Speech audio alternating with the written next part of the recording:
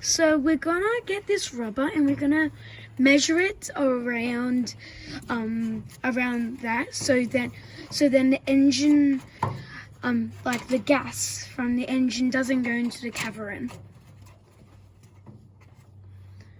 He's just trying to length it all up, and I think he's got the right length, so he's gonna glue it on so that the smell doesn't go into the cavern. Cabin.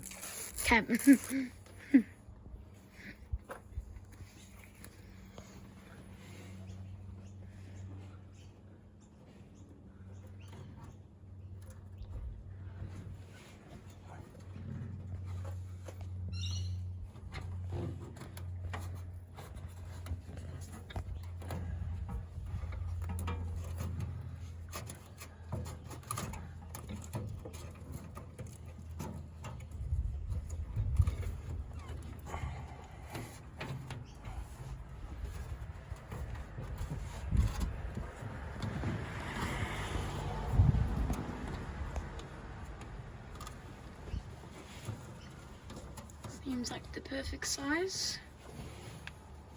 And hopefully when we close it now, we can see it line up a bit better as the hood goes down. Hood or bonnet, depending on what country you're in. Yeah.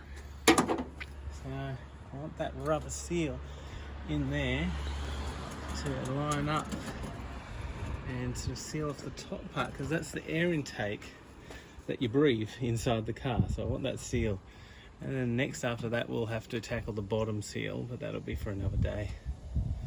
Right, that appears to work. Great. And that seal should be sealing inside of here, which it appears to have done. Doesn't appear to be any gaps in there now. It's all sealed up. So that's one extra job done. All of you guys that are watching us, like and subscribe if you want to see more videos about our car, the Rover P4.